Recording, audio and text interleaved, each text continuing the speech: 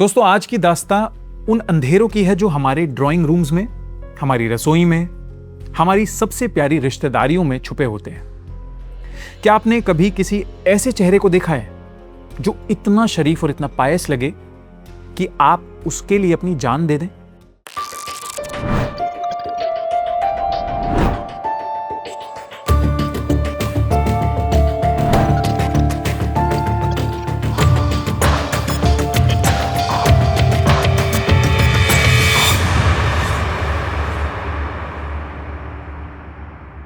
कूड़ा थाई केरला की jolly Joseph बिल्कुल वैसी ही थी। गांव वाले कहते थे वो जॉली है, हमेशा खुश रहने वाली, चर्च में सबसे आगे रहने वाली और एक प्रोफेसर जो NIT कैलिकट में पढ़ाती है।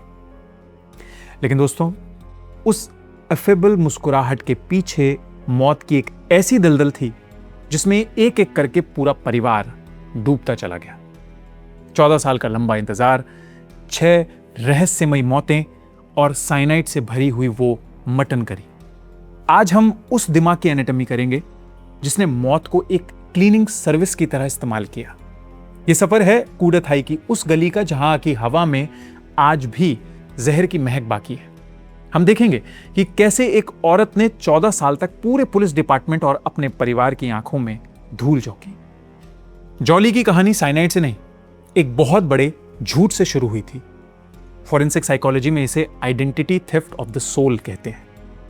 जॉली ने सालों तक एक ऐसी जिंदगी जी जो एग्जिस्ट ही नहीं करती थी। वो कहती थी कि वो NIT कैलिकट में प्रोफेसर है। हर सुबह वो बिल्कुल तैयार होकर पर्स टांगे घर से निकलती थी।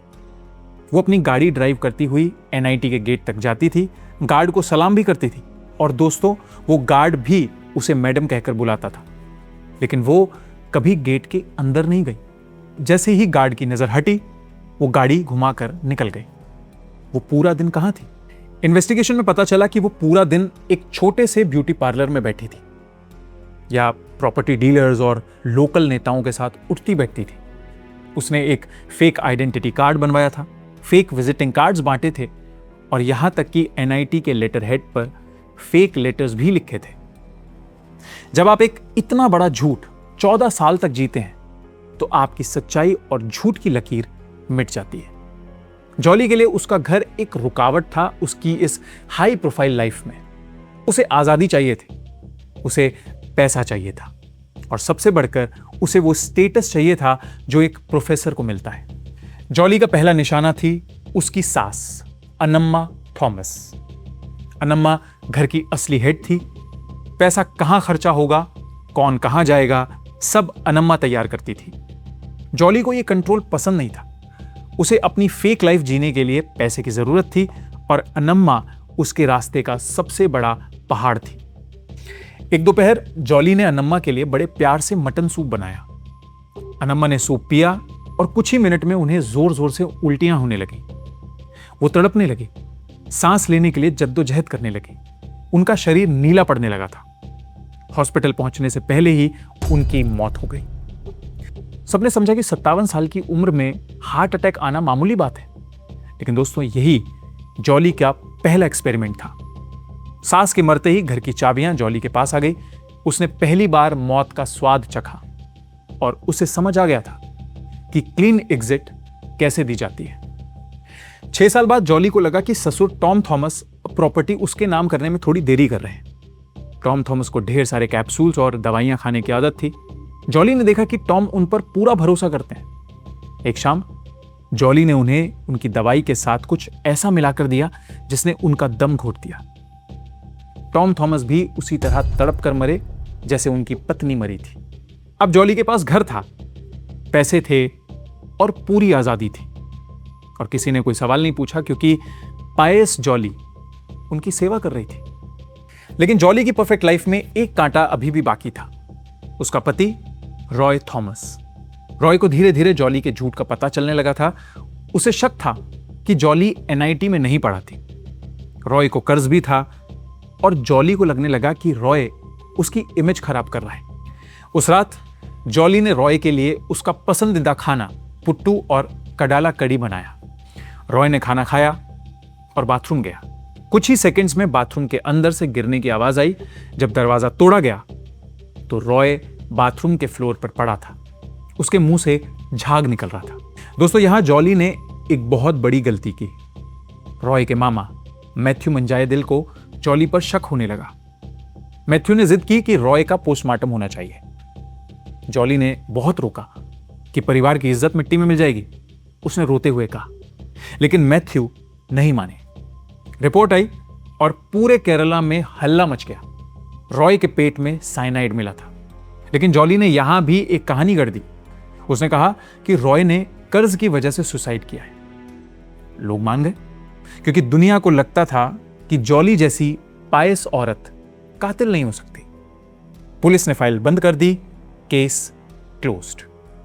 अब जॉली का खेल catch me if you can के लेवल पर पहुंच चुका था। मैथ्यू मंजायदिल अभी भी सवाल पूछ रहे थे। वो हर जगह यह कह रहे थे कि रॉय सुसाइड नहीं कर सकता। जॉली समझ गई थी कि अगर मैथ्यू जिंदा रहे तो वो जेल जाएगी। जॉली ने मैथ्यू को रास्ते से हटाने का प्लान बनाया। एक शाम वो मैथ्यू के घर गई, उनके लिए विस्की बनाई और उसमें साइनाइड मिलाया। मैथ्यू की मौत भी उनके अकेलेपन में हो गई और उन्हें बचाने वाला कोई भी नहीं था। अब जॉली को एक नया पार्टनर चाहिए था, शाजू, जो रॉय का कजन था। शाजू एक स्कूल टीचर था और जॉली को उसका स्टेटस पसंद था। लेकिन शाजू की अपनी पत्नी थी सिली और एक 2 साल की बेटी थी एल्फाइन। जॉली के लिए यह परिवार नहीं, सिर्फ प्रॉपर्टी और स्टेटस का रास्ता था। दोस्तों, यह सुनकर आपकी रूह कांप जाएगी। एक फैमिली वेडिंग के वक्त सब लोग खुश थे।